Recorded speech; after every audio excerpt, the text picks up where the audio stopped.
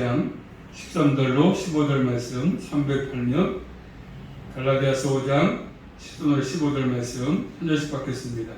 형제들아 너희가 자유를 위하여 부르심을 입었으나 그러나 그 자유로 육체의 기회를 삼지 말고 오직 사랑으로 서로 종노릇하라.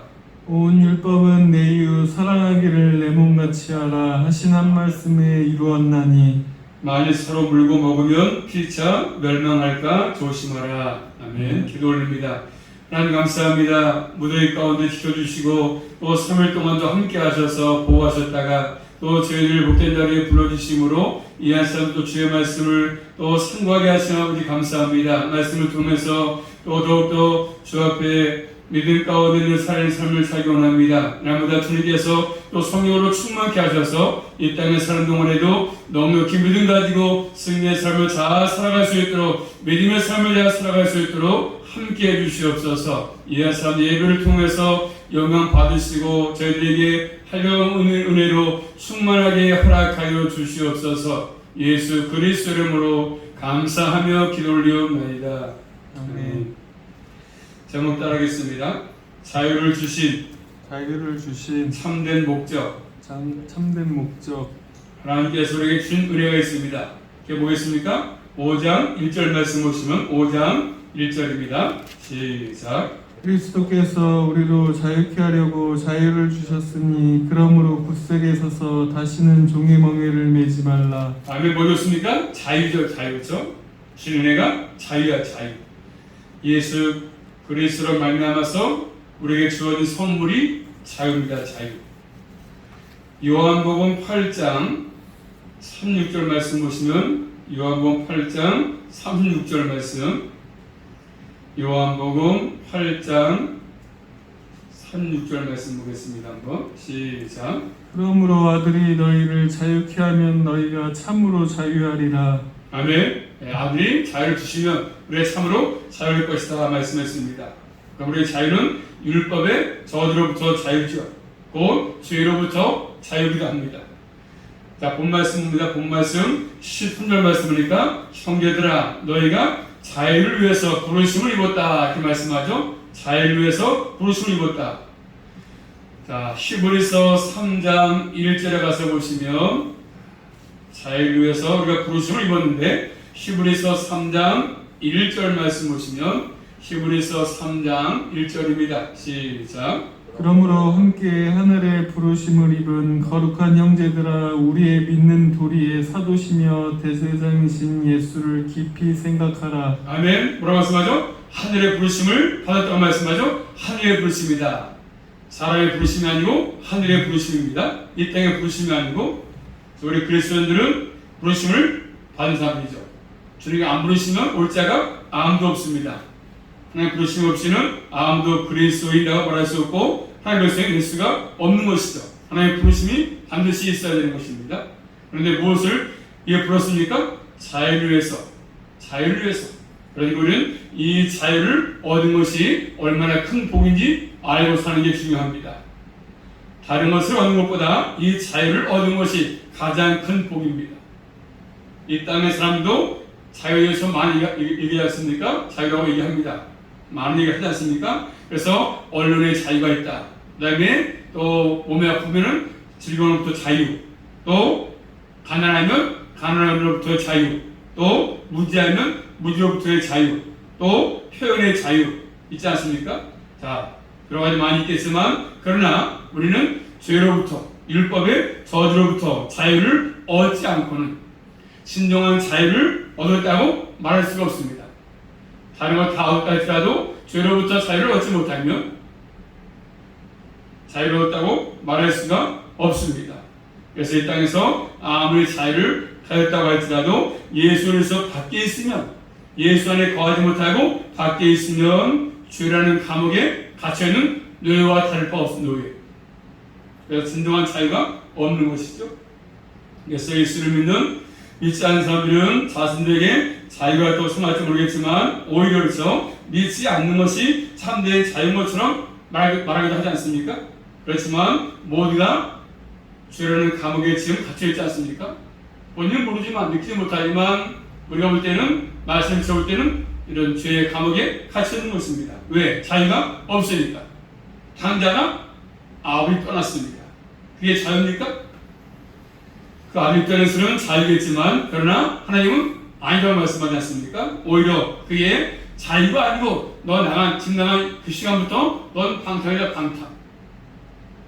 하나님의 관점으로 본다면 그것은 황제의 길을 걷고 있는 것이잖아요. 그래서 아버지를 떠난 자유는 자유가 아닙니다. 방종이지, 방종. 오히려 죄라는 감옥에 갇힌 길을 가는 것이죠. 그래서 자유처럼 보일지 모르겠지만 결국 그 길은, 황제가 떠나는 길은 죽음으로 가는 길입니다.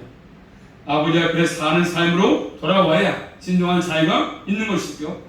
물고기가 물 밖으로 나오면 자유겠습니까? 물이 싫다고, 어항수가 싫다고 나오면 자유겠습니까? 나와서 그래서 잠시는 펄펄 뛰다가 그리고 죽는 것이죠. 참된 자유가 있는 것이 아닙니다. 자, 우리가 그런 것처럼 율법의 저주로부터, 죄로부터 자유를 얻는 것이 얼마나 큰 복이고 은혜인가를 저는 알지 않습니까? 그렇기 때문에 이 땅에 좀 어려워도, 좀 힘들어도 감사하고 기쁨을 가지고 사는 것이잖아요. 자, 그럼 우리를 자유로 불렀기 때문에 내 마음대로 그럼 하는 것입니까? 행하는 것입니까? 행하는 거? 자, 자유라고 해서 내가 하고 싶은 대로 하는 것이 자유겠습니까? 그건 큰 오해죠. 잘못된 발상이지 않습니까? 오늘 본 말씀은 그것을 잘 말해주고 있습니다. 하나님께서 주신 자유의 목적이 뭡니까? 그 목적을 위해서 살 때 진정한 자유를 누리는 것이 자기 마음대로 사는 게 자유가 아니고 방종. 그래서 우리 그리스도인의 자유는 죄로부터 나오는 자유이지 죄로 들어가서 그런 자유가 아니지 않습니까? 자, 그래서 예수 그리스도인의 참된 자유는 두 가지가 싸웁니다. 참된 자유는 두 가지가 싸우게 되는데 하나는 뭐였습니까? 율법주의죠. 항상 싸우는 것입니다. 율법주의. 또 하나는요, 방종주의입니다. 율법주의와 방종주의. 자, 5장 다시 올라가서 5장 1절 말씀 보시면 5장 1절입니다. 시작. 그리스도께서 우리로 자유케 하려고 자유를 주셨으니 그러므로 굳세게 서서 다시는 종의 멍에를 매지 말라. 다시는 종의 멍에를 매지 말라고 말씀했으면서 종의 멍에를 매지 말라. 그리고 이것은 뭐죠? 율법주의와 싸우는 것이죠. 율법주의와 싸우는 것이고 또 이어서 13절 말씀, 본 말씀, 13절 말씀 시작. 형제들아 너희가 자유를 위하여 부르심을 입었으나 그러나 그 자유로 육체의 기회를 삼지 말고 오직 사랑으로 서로 종노릇하라. 서로 종노릇하라. 이 말씀 뭐죠? 방종주의와 싸우는 거죠. 방종주의, 방종. 두 가지입니다. 율법주의와 싸우는 것이고 방종주의와 싸우는 것입니다. 자, 오늘 본 말씀 첫째로 오직 사랑으로 서로 종노릇하라 말씀합니다. 자, 우리의 자유는 어떠한 자유겠습니까? 또 무엇을 위해서 살아오신 자유겠습니까? 다시 13절 말씀 보시면 시작. 형제들아 너희가 자유를 위하여 부르심을 입었으나 그러나 그 자유로 육체의 기회를 삼지 말고 오직 사랑으로 서로 종노릇하라. 아멘. 자, 그러나 그 자유로 육체의 기회를 삼지 말고 육체의 기회, 출발 지점이죠. 출발 지점. 군사 작전을 위한 작전 기지를 말하는 것입니다. 삼지 말고 오직 사랑으로 서로 종노릇하라 이렇게 말씀하십니다. 먼저 자유로 육체의 기회를 삼지 말라. 육체의 기회. 하나님께서 자유 주신 것은 육체의 부실로 삼으라는 뜻이 아니지 않습니까? 하나님께서 주신 자유를 육체의 욕망을 채우는 기회로 삼지 말라. 육체의 욕망. 여기서 육체는 우리의 몸을 말하는 것이 아니고 인간의 타락한 본성을 말하는 의미합니다. 영어로는 죄의 본성, 죄가 있는 성질, 죄로 충만한 인간의 성질을 말하는 것이죠. 그러니까 죄의 본성을 따라서 네 마음대로 살지 말라 그런 말씀입니다. 육체에 불복하는 삶을 살아서 안 된다고 말씀하십니다. 그러면 육체의 특징은 뭐예요? 육체의 특징은 뭐겠습니까? 육체의 특성은 에베소 와서 볼까요? 에베소 2장 3절 말씀 보시면 육체의 특성은 뭐냐면 육체의 특성. 에베소서 2장 3절 말씀 보겠습니다. 에베소 2장 3절 말씀 육체의 특성. 에베소 2장 3절 시작. 전에는 우리도 다 그 가운데서 우리 육체의 욕심을 따라 지내며 육체와 마음에 원하는 것을 하여 다른 이들과 같이 본질상 진노의 자녀이었더니 아멘. 뭐라고죠? 육체의 욕심을, 욕심이죠, 욕심. 자기만을 생각하는 삶. 이것이 죄가 있는 인간의 본성 아니겠습니까? 이 본성을 드러내는 그런 기회로 삼지 말라고 말씀하십니다.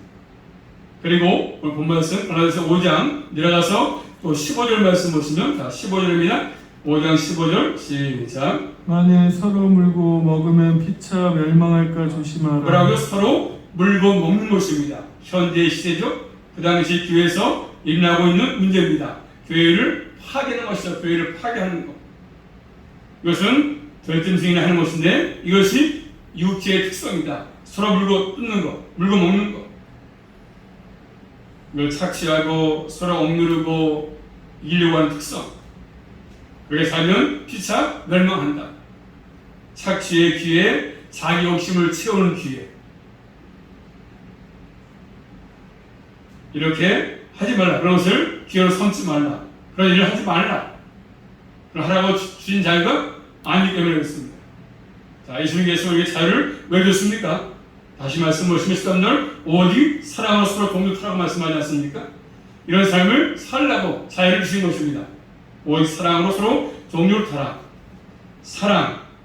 갈라디아서 5장 22절 말씀이니까 성의 열매까지 차이 나오죠? 성의 열매 5장 22절 시작. 오직 성령의 열매는 사랑과 희락과 화평과 오래 참음과 자비와 양성과 충성과 나오죠? 사랑? 네, 사랑. 열매 가운데 사랑.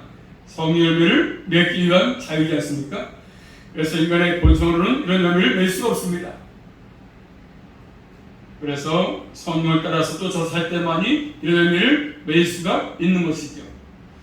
특별히 갈라디아서 5장 마시면 그리스도의 새로운 삶의 특징을 잘 말씀하십니다. 그리고 성령과의 관계 속에서 성령과 함께하는 것, 성령과 동행하는 삶을 말씀하고 동행하는 것, 성령님과 동행하는 것. 그래서 앞에 많이 나왔던 믿음, 그 다음에 의, 자녀는 거의 나오지 않고 5장 보시면 성령과의 관계를 여러 가지로 표현하고 있지 않습니까? 첫째로 5장 자 16절 말씀 보시면 16절입니다. 시작. 내가 이르노니 너희는 성령을 쫓아 행하라. 성령을 쫓아서 행하라. 이 말씀은 성령과의 동행, 함께 걷는 것을 강조합니다. 함께 걷는 것. 성령의 지시에 따라서 삶의 방향을 결정하고 옮겨라. 이렇게 말씀하십니다. 그러면 육체 욕심을 이루지 아니할 것이다. 육체 욕심을 따라서 살지 아니할 것이다. 육체 열매를 맺지 아니할 것이다. 육체 열매가 뭐겠습니까? 올라가서 육체 열매는 19절부터 21절입니다. 시작. 육체 일은 현저하니 곧 음행과 더러운 것과 호색과 우상숭배와 술수와 원수를 맺는 것과 분쟁과 시기와 분냄과 당짓는 것과 불리함과 이단과 투기와 술취함과 방탕함과 또 그와 같은 것들이라. 전에 너희에게 경계한 것 같이 경계하노니 이런 일을 하는 자들은 하나님의 나라를 위협으로 받지 못할 것이요. 아멘. 그래서 말씀하신 육체를 쭉 말씀합니다. 그렇기 때문에 우리는 그런 것들을 하지 말고 따라가지 말고 그래서 왜 따라할 것은 바로 성령이죠. 성령. 성령님을 쫓아서 사는 것입니다. 또 두 번째로 본 말씀 18절 말씀이니까 성령의 인도를 받을 말씀하죠. 성령을 받아라. 그리고 셋째로 22절 말씀이니까 성령의 열매를 맺을 것을 말씀하십니다. 또 넷째로 25절 말씀이니까 성령으로 사는 것을 말씀하지 않습니까? 그리고 성령님과 함께 걸어야 한다는 뜻이죠. 하나님께서 우리에게 자유를 주신 것은 바로 이런 삶을 살라는 뜻이 있습니다. 육체의 삶을 위한 기회로 주신 자유가 아니기 때문에 성령을 쫓아서 서로 섬기라고 주신 자유가 아니겠습니까? 그런 삶을 살라고 말씀하십니다. 그래서 서로 사랑으로 종료하라 이렇게 말씀하십니다. 성령을 쫓아 새로운 삶을 살라고 말씀하는 것이죠. 서로 그렇게 하라고 말씀하십니다. 자, 로마서 6장 1절 2절 말씀 보시면 로마서 6장 1절 2절 말씀 로마서 6장 1절 2절 시작. 그런즉 우리가 무슨 말하리요 은혜를 더하게 하려고 죄에 거하겠느뇨 그럴 수 없으리라 죄에 대하여 죽은 우리가 어찌 그 가운데서 살리요 아멘. 죄에 통해서 자유를 얻었는데 더 이상 이제는 죄 가운데 살면 안 된다고 말씀하죠. 다시는 죄 가운데 살지 말라. 그렇게 말씀하고 계십니다. 죄 안으로 들어간다면 다시 먹이를 매는 거기 때문에 탕자의 길을 가는 거기 때문에 그런 것입니다. 우리에게 주신 자유는 성의의 열매를 맺도록 하기 위한 자유지 육체의 열매를 맺기 위한 자유가 아니지 않습니까? 예를 든다면 이스라엘 백성을 볼까요? 그들은 애굽에서 자유를 얻었습니다. 왜 하나님이 자유를 주신 그들에게? 이제는 자유를 얻었으니까. 그래서 광야에서나 가나안 땅에 들어가서나 그들 마음대로 살라고 하는 것이 아니지 않습니까? 가나안 땅에 들어가서 우상도 숭배하고 원망도 하고 불평도 하고 죄짓고 부모도 거역하고 남의 것도 훔치고 살인도 하고 사람을 유괴도 하고 그렇게 하려는 것이 아니지 않습니까? 하나님께서 이스라엘 백성을 애굽에서 구원하시고 그게 두 가지였어. 두 가지. 뭐죠? 하나는 율법, 하나는 성막의 성막. 두 가지 주신 것이. 율법은 하나님의 뜻을 계시합니다. 성막은요, 하나님의 영광을 드러내라. 그런 사명이지 않습니까? 그래서 두 가지, 율법과 성막. 하나님의 뜻을 잘 계시하고 영광을 드러내라. 성막을 통해서. 이것을 우리에게 잘 교훈해 주고 있지 않습니까? 그러기 위해서 그들을 애굽에서 자유를 주신 것이죠. 종에서 구출해가지고. 그런데 이스라엘 백성들은 어땠습니까? 그들은 자유를 주신 목적을 알지 못한 채 망각하고 살았습니다. 자, 말씀 찾아볼까요? 사사기 21장 와서 보신 마지막 장, 사사기 21장. 이스라엘 백성들은 그들에게 주신 자유를 주신 목적을 망각하고 살았습니다. 사사기 21장 마지막 절 25절 말씀 보시면 사사기 21장 25절 말씀 시작. 그때 이스라엘에 왕이 없으므로 사람이 각각 그 소견에 옳은 대로 행하였더라. 아멘. 사람이 각각 자기 속에 그 소견에 옳은 대로 행하였다. 옳은 대로 살았다고 말씀합니다. 그런 육체의 의미를 매수로 결겠습니까? 그래서 하나님은 그런 것들을 기뻐하지 않는다고 지금 말씀하고 계십니다. 그래서 오늘 말씀에도 이웃 사랑하기 또 연봉같이 하라 이렇게 말씀합니다. 그렇기 때문에 구약의 율법이 이제 아무것도 아니니까 배우지도 말고 그냥 가볍게 취급하는 것이겠습니까? 아니죠. 그런 것이 아니지 않습니까? 율법은 필요 없다? 율법 폐기는 아닙니다. 자, 오늘 말씀, 본 말씀 14절 말씀 보시면 14절입니다. 시작. 온 율법은 내 이웃 사랑하기를 내 몸같이 하라 하신 말씀에서 말씀을 이루었나니 말씀을 이루었다. 자, 이 말씀을 우리가 율법은 이루어졌다. 이루어졌던 말씀은 이루어졌다. 요약되었다. 성취되었다는 말입니다. 폐기된 것이 아니고 완성이 되었다고 말씀하죠. 자, 율법의 성취는 서로 살아가며 있다고 말씀하십니다. 그래서 율법과 관련해서 율법이 필요 없다. 지금 그런 분 안 되는 것입니다. 대단히 위험한 존재죠. 위험한 발상입니다. 또 율법을 지켜야 구원한다. 이것도 성경과 맞지 않는 발상입니다. 잘못된 생각 아니겠습니까? 그렇다고 해서 율법을 무시하는 것이 아니고 하나님 율법을 원하시는 것이거든요.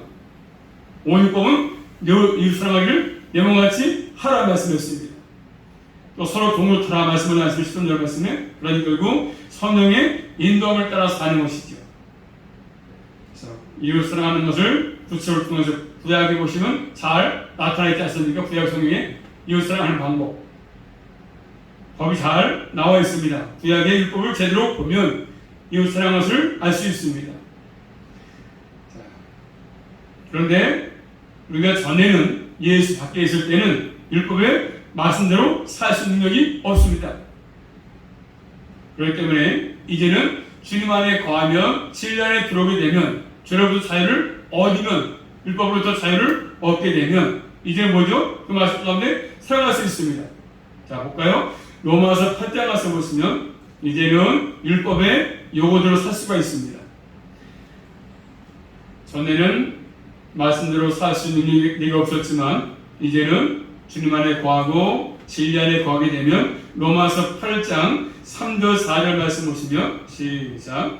율법이 육신으로 말미암아 연약하여 할 수 없는 그것을 하나님은 하시나니 곧 죄로 인하여 자기 아들을 죄 죄 있는 육신의 모양으로 보내어 육신의 죄를 정하사 육신을 쫓지 않고 그 영을 쫓아 행하는 우리에게 율법의 오를 이루어지게 하려 하십니다. 그 말씀 보잖아요.